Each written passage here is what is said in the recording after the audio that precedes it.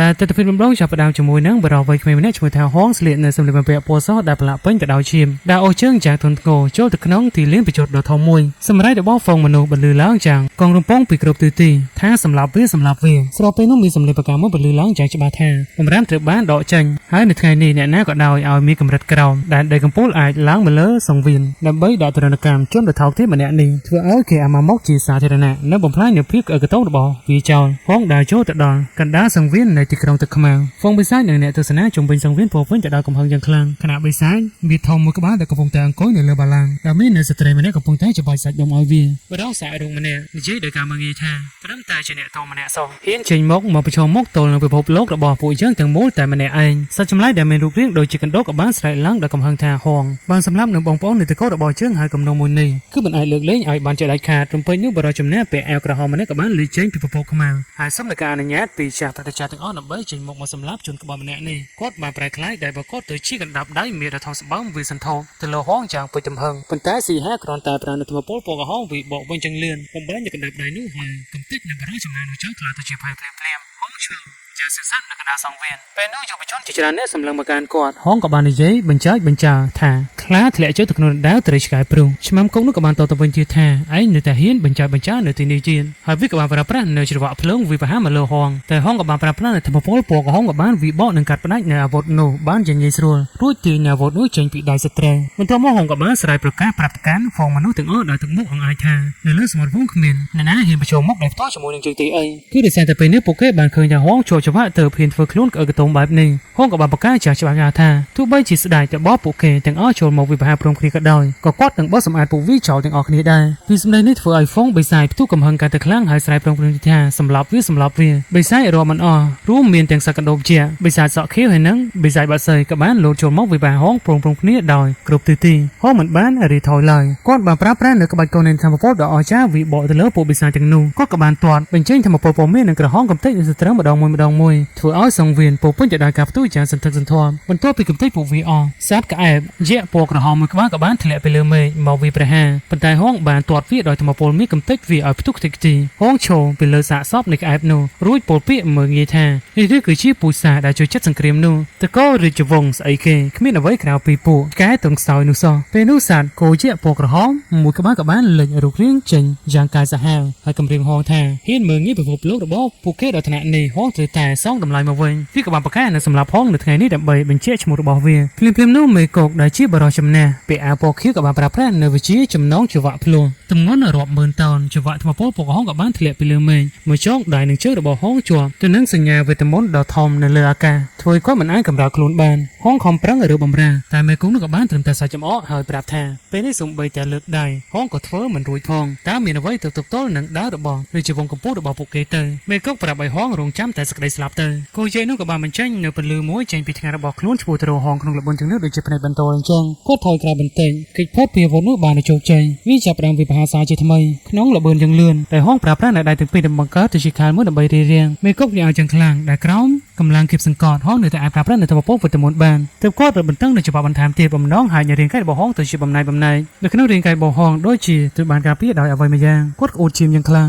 ងដែលរាងកាយក៏ចាប់ផ្ដើមប្រេះឡើងតែដូចជាភ្លៀងធ្លាក់ទៅសាជាថ្មីតែគាត់ប្រមូលផ្ដុំនៅធម្មពលរបស់ខ្លួនកំទេចនៅច្បាប់នោះចោលបន្ទាប់មកក៏បានវាថែមមួយកណ្ដាប់ដៃដាក់ចំកណ្ដាលនៃថ្ងាសនៃសត្វគោយៈរាងកាយអបតារាងធំរបស់វាក៏បានរលាយទៅជាផេះផងក៏ប៉ុន្តែមិនទាន់ស្លាប់នៅឡើយនោះទេដោយឃើញបែបនោះមេក៏គិតថានឹងចម្រាញ់រាងកាយរបស់វាដោយផ្ទាល់ក៏បានបញ្ចេញនៅធម្មពលមួយបានទៅលើរាងកាយនៃសត្វគោនោះវាក៏បានងើបឡើងវិញលំហយ៉ាងធំមួយក៏បានបើកឡើងក្រៅពីនោះក៏បានលេចចេញនៅវល្លិឈើពណ៌មាសជាច្រើនចាប់ចោលនៅរាងកាយរបស់គាត់កំឡុងពេលនៃការទប់ទល់នោះដែរហងក៏បាននិយាយតែកំហឹងទៀតថាជាវាក់អាចចង់តែរាងកាយខាងក្រៅរបស់គាត់នោះទេចំណែកធម្មពលវិតមុខខាងក្នុងតែត្រូវបានរៀបរៀងនៅខាងក្នុងហើយឥឡូវនេះពួកឯងនៅតែថែមទាំងលេងល្បីជាមួយនឹងសត្វដេរឆានលីទៀនហងស្រ័យសួរថាតើប្រភពខាងក្រៅមានសមត្ថភាពតែប៉ុណ្្នឹងទេឬគ្រាន់តែប៉ុណ្្នឹងសោះភ្លាមនោះក៏បានបំបែកនៅដងស្វែនោះចេញយ៉ាងក៏ក្រៅមេគុកឃើញសានវាបែបមិនស្រួលក៏ស្រ័យប្រាប់អាកូននោះឲ្យវិញ្ញាណចូលទៅចាត់កោហងមុនពេលដែលគាត់បំបែកនៅក្បូននោះចោលកូនមេនោះក៏បានស្ទុះទៅមុខម្ដងទៀតឬក៏បានបោសម្រុកទៅរកហងក៏បានហៅទៅមុខដោយកំហឹងនឹងប្រែប្រោះនៅកណ្ដាប់ដៃទម្លុះនៅខែលមានរបស់កូននោះកំទេចធ្វើវាខ្ទុកតិចទីកណ្ដាលអាកាសកម្លាំងទៅនោះក៏បានសាយភីពេញសង្វៀនធ្វើឲ្យមេគុកស្រ័យចោលអស់សង្ឃឹមថាទេ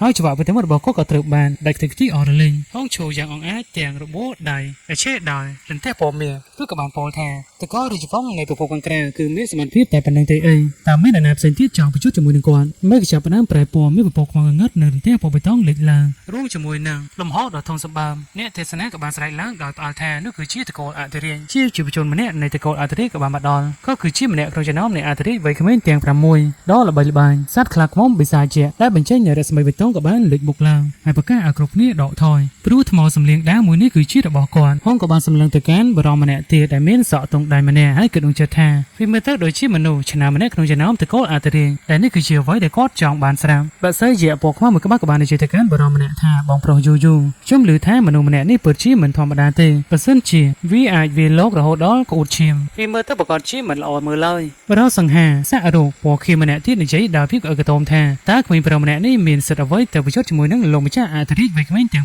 6កំឡោះសក់ទង់ដែរក៏បានតបវិញថាលើកមុនគេធ្វើប្រហែលដូច្នេះទុកក្មេងនេះឲ្យគាត់ជាអ្នកចាត់ការគាត់នឹងប្រយុទ្ធជាមួយវាដើម្បីសងសឹកម្ដងទៀតស្របពេលនោះដែររន្ទះពណ៌ស្វាយដ៏ខ្លាំងក្លាក៏បានបាញ់ចុះមកកណ្ដាលសង្វៀនបង្ហាញរូបគ្រារបស់បរិសង្ហាម្នាក់ឈ្មោះថាអ៊ូខុននារីទស្សនិកជនបានស្រែកហៅឈ្មោះឡតអ៊ូខុនយ៉ាងរំភើបអ៊ូខុននិយាយរៀបរឹកថាសំទោសថ្មីនេះគាត់ទើបតែចាប់បាននៅមូលដ្ឋានគ្រឹះនៃក្បាច់គុណថ្មីដូច្នេះហើយទើបបានអាចទប់នូវកម្លាំងរបស់ខ្លួនបានកំឡោះសក់ទង់ដែរនិយាយទៅកាន់អ៊ូខុនថាតកូលគ្រាលមិនមែនជាតកូលអធិរាជទេតើបញ្ញាប់ទៅណាមិនមែនមានតែឯម្នាក់ទេដែលចង់សាឡបងជាមួយនឹងក្មេងប្រុសម្នាក់នេះខ្ញុំពេញនោះពលិធម្មពលពណ៌ផ្កាឈូកនិងស្វាយក៏បានទម្លុះមេចូលមកខាងក្រោមតែរីសក់ដ៏ស្រស់ស្អាតម្នាក់ក៏បានហោះចូលមកដល់សន្សំហងសម្លឹងមើលទៅកាន់នាងដោយពលថាគឺជានាងគាត់ក៏បានចងចាំថាពេលនោះនាងធ្លាប់និយាយថាពួកយើងជួបគ្នាម្ដងទៀតហើយសង្ឃឹមថាពេលយើងជួបគ្នាលើក្រោយលោកនឹងភ្ញាក់អំពីសម្បត្តិរបស់នាងបងស្រីរបស់ម៉ូតាបានសួរទៅកាន់បរិសដែលពោពេញទៅដោយស្នាដៃរបស់ថាតើប្អូនប្រុសរបស់នាងសុខសប្បាយទេឬបរិសដែលមានឈ្មោះថាហងក៏បានដឹងថានាងពិតជាបងស្រីរបស់ម៉ូតាពិតប្រាកដមែននាងបានប្រាប់ថាបន្ទាប់ពីដឹងការពិតប្អូនប្រុសរបស់នាងពិតជាមានការសោកស្ដាយយ៉ាងខ្លាំងហើយនាងក៏បានយល់ដឹងអំពីរឿងរ៉ាវជាច្រើនផងដែរនាងបានបន្ថែមទៀតថាការពិតដែលហងបាននិយាយគ្រាន់តែជាផ្នែកមួយរាក់ៗប៉ុណ្ណោះវានៅមានការពិតដ៏ច្រើនជាងនេះទៅទៀត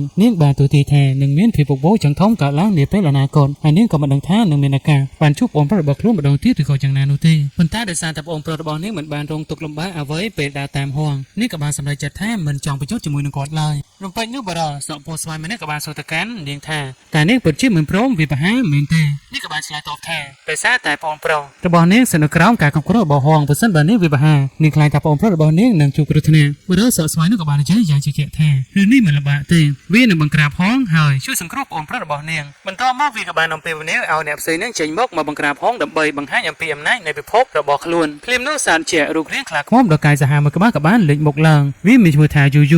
ូដែលជាទីសកលចាស់កាលពីមេឃី9បានបោះជំហានជាន់ពីលើរូបសំណាក់ថ្មដោយអំនួនយូបាននិយាយថាគាត់អាចនឹងមានការពិបាករំប៉ុន្តែសម្រាប់គាត់គឺគ្មានទេថ្ងៃនេះគាត់ត្រូវតែប្រកួតយកឈ្នះចាញ់ជាមួយនឹងហងឲ្យទាល់តែបានយូបានបោះសម្ដីថាបើសិនបើហងពិតជាអាចវាគាត់ឲ្យដល់ក្អួតឈាមមែនគាត់នឹងព្រមចុះចាញ់ហងក៏បានសរសើរអំពីភាពស្មោះត្រង់ទៅវិញទៅមករបស់យូបានបន្តអួតអាងដោយបង្ហាញអំពីអតីតអ្នកបម្រើចាស់មកពីមេ9ផែនដី10ដែលធ្លាប់ជាអ្នកខ្លាំងពូកែគ្មានគូព្រាមក្នុងចំណោមអ្នកចំនួនក្រោយប៉ុន្តែពេលនេះបើជាត្រូវខ្លាចទៅជាទីសកលជាប់ច្បាស់ក្រោមជើងរបស់វាទៅវិញវាក៏បានចំអកដល់ហងថាការវឹកហាត់នៅក្នុងពិភពលោកដែលបានបែកទីខ្ទាំមិនអាចមានឥទ្ធិពលអ្វីធំដុំនោះទេឃើញទិដ្ឋភាពនេះហងក៏បានក្តាប់ដៃយ៉ាងណាដោយខឹងសម្បាយូបានចង្អុលមកហើយប្រជុំមុខជាមួយនឹងហងដោយចង់ដឹងថាតើហងពិតជាខ្លាំងដោយពីចាមរាមឬក៏យ៉ាងណាឬមួយក៏ហងគ្រាន់តែជាកំបិតមុតដែលនឹងត្រូវបាក់នៅពេលប៉ះជាមួយនឹងថ្មសម្លៀងដូចជាគេហងបានតបវិញដោយមិនញញើថាគាត់គ្រាន់តែខ្លាចថាថ្មសម្លៀងមួយនេះនឹងត្រូវបើកតិចតិចដោយសារតែកំបិតបាក់របស់គាត់ទៅវិញទេសម្ដីនេះធ្វើឲ្យយូសើចចំអកយ៉ាងខ្លាំងឬក៏បានប្រើប្រាស់នៅកំពូលក្បាច់គុណប្រចាំតកូលរបស់ខ្លួនបញ្ចេញនូវធម្មពលពណ៌បៃតងដែលគួរឲ្យខ្លាចវាបហាទៅលើហងនៅក្នុងការប្រយុទ្ធនោះដែរហ្វូងមនុស្សដែលកំពុងទេសនាក៏បានស្រែកហូដោយកំហឹងទាមទារឲ្យសម្លាប់ហងភ្លាមហើយពួកគេក៏បានស្រែកហៅឈ្មោះនៃអធិរាជវ័យក្មេងទាំង6យ៉ាងអឹងកងហងត្រូវបានចាប់ទាញចូលទៅក្នុងកម្លាំងខ្យល់គួចពណ៌បៃតងនោះប៉ុន្តែហងមិនបានចោះចាញ់ឡើយគាត់បានបាត់ភ្នែកតាំង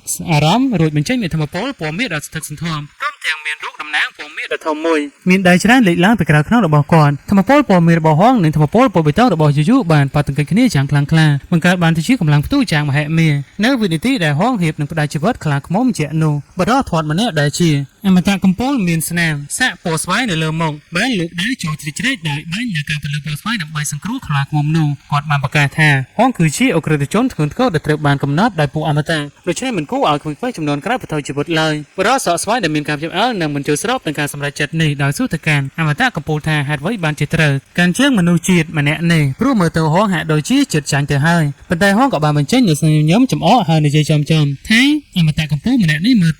ធ្លាប់ពីសានការ ពិតមែនព្រោះបើសិនបើជាគេអន្តរាគមជឿតែមួយជំនាញខ្លាំងខ្មុំយូរនោះច្បាស់ជាដាច់កស្លាប់បាត់ទៅហើយលុះដូច្នេះយូរមានការខឹងសម្បាយ៉ាងខ្លាំងនិងមិនព្រមទទួលស្គាល់នឹងការបរាជ័យដែលឲ្យហងដោះនៅចំណងរួចបញ្ចុតគ្នាដល់ទីបញ្ចប់ភ្លាមនោះហងមិនចោះញោមឡើយក៏បានប្រើប្រាស់នៅកម្លាំងបដាចង្វាក់បំចំណងរបស់ខ្លួនហើយបញ្ចេញនូវធម្មពលពណ៌បៃតងលីមីយ៉ាងសន្ធឹកសន្ធាប់ប្រកាសសម្បញ្ចុតដល់ទីបញ្ចប់ដោយមិនញញើនបរិសពពណ៌ស្វាយក៏បានសាច់ចំអកឲ្យយូរថាទោះបីជាហងចោចង្វាក់ក៏នៅតែអាចធ្វើឲ្យយូរអូតឈាមបានដែរនេះពិតជាបើភ្នែកឃើញរឿងមនុស្សស្មានដល់ពិតមែនរំពេចនោះខ្លាខ្មុំនេះក៏បានកាឡាខ្លួនទៅជាយុវជនម្នាក់ទៀតដែលមានសក់សក៏បានហោះចូលមកចង្លឿនស្រែកកំហោឲ្យពួកវាបិទមាត់ឲ្យលឿនគឺក៏បានស្ទុះចូលទៅបើកនៃការវិភាគយ៉ាងសាហាវដែលប្រមូលផ្ដុំនៃធម្មពលវាចេញទៅមួយកណ្ដាប់ដែរការប៉ះគ្នាយ៉ាងកក្រៅក៏រុញរាងកាយរបស់បរិសសក់សនោះឲ្យផ្ងាយជើងបន្តិចហើយវាក៏បានចូលទៅសារជាថ្មីកណ្ដាប់ដីរបស់អ្នកទី2ក៏ប៉ះគ្នាលើកទី2ការបញ្ចុតយ៉ាងស្វិតស្វាញតែជួយទៅលើកនេះនៅតែមិនអាចធ្វើអ្វីស៊ីហាបានក៏បានលោតឡើងទៅលើអាកាសគ្រាកក៏វាជាប់ពីស្រែហងនឹងបញ្ញាប់ដោះលែងវាទៅស៊ីហានឹកឃើញតែដល់សាកសពនៃមនុស្សមកពីមេ9ផែនដីដងដែលត្រូវបានស្លាប់ខ្លះទៅជាទីសកលរបស់វាអញ្ចឹងហើយបានជាគាត់ចង់បដិជពិតវាចោលវាព្យាយាមរើបំរាតែរើជាងណាក៏រើមិនរួចដែរខ្វះតែបន្តិចគឺផុតដង្ហើមទៅហើយក៏ស្រាប់តែអមតៈកំពូលនោះក៏បានបញ្ចេញនូវធម្មពលរួមជាមួយនឹងចង្វាក់ពណ៌ខៀវចាប់ទីស៊ីហាវទៅមកខាងសង្គ្រោះនៅអន្តរីវ័យក្មេងម្នាក់ក្នុងចំណោមអន្តរីវ័យក្មេងទាំង6បានជោគជ័យហងក៏បាននិយាយដោយក្តីខកចិត្តថាពិតជាគួរសោកស្ដាយណាស់ដែលចុះបញ្ចុះគ្មានណាហ៊ានបញ្ចុះជាមួយនឹងគាត់ដល់ទីបញ្ចប់ឡើយឃើញអំពីសភាពការបែបនេះនិងភាពកាយសាហាវជួយចិត្តសម្លាប់របស់ហងអមតៈកំពូលមិនຕົកជូរឡើយក៏បានប្រើប្រាស់នៅទម្រង់វិតមនរង្វង់ពណ៌ខៀវបាត់ខ្ទប់ដែលរាងកាយរបស់ហងទាំងស្រុងហើយក៏បានសម្រេចចិត្តថាមិនសម្លាប់ហងទេតែក៏បានបញ្ចេញបញ្ជាឲ្យបញ្ជូនហងទៅកាន់សាលាអតិថិបសង្គ្រាមនៅថ្ងៃនេះដើម្បីធ្វើជាផ្ទាំងស៊ីបហ្វឹកហាត់សម្រាប់អ្នកដទៃស្វែងយល់អំពីអាកបាំងនៃតាវភ្លាមៗនោះរង្វង់វិតមនក៏បានដំណើរការបញ្ជូនហងចាក់ចេញទៅទិដ្ឋភាពក៏បានកាត់មកកាន់សាលាអតិថិបសង្គ្រាមដែលជាសាលាដំបងគេបង្អស់ក្នុងចំណោមសាលាធំៗទាំង10នៃប្រពុកខាងក្រៅក៏បំណងតែមួយគត់នៅទីនេះគឺជាការបណ្ដុះបណ្ដាលនៃអតិថិបសង្គ្រាមអ្នកដែលត្រូវបានអនុញ្ញាតឲ្យចូលរៀននៅទីនេះសិតសឹងតែជាកំពូលអ្នកខាងប្រចាំតកូលនីមួយៗហើយធនធានដ៏សំខាន់បំផុតនៅទីនេះមិនមែនជាកម្ពីតកក្បាច់គុណអ្វីនោះទេប៉ុន្តែវាគឺជាអ្នកបញ្ចុតសម្រាប់ហ្វឹកហាត់ដែលអាចត្រូវគេបន្តបញ្ជូនមកបំពេញឥតឈប់ឈរដើម្បីឲ្យសោះកំពូលវាធ្វើបាបទិដ្ឋភាពជាងក្រៅក៏បានឃើញអំពីកម្រាលថ្មើទៅពេញទៅដោយឈាមស្រស់ៗខណៈមាននៅអ្នកតូចជាច្រើនអ្នកក៏បានជាប់ឃុំឃាំងនៅទីនោះក្មេងតូចម្នាក់ដែលមានស្នាមរបួសពីពេញមុខនិងមានសភាពគួរឲ្យសង្វេគគាត់ក៏បានងើយមុខឡើងសម្លឹងទៅកាន់ពួកគេដល់បញ្ជាក់និងស្ដែងឲ្យឃើញពីភាពប្រៃសាយខូខើនិងទរណកម្មយ៉ាងពិតប្រាកដនៅក្នុងទីកន្លែងដ៏សាហាវនិងសោកនាដកម្មមួយនេះខ្ញុំសូមបញ្ជាក់ប្រាប់ទៅកាន់ YouTube ថានេះគឺជា Movie Review តែប៉ុណ្ណោះ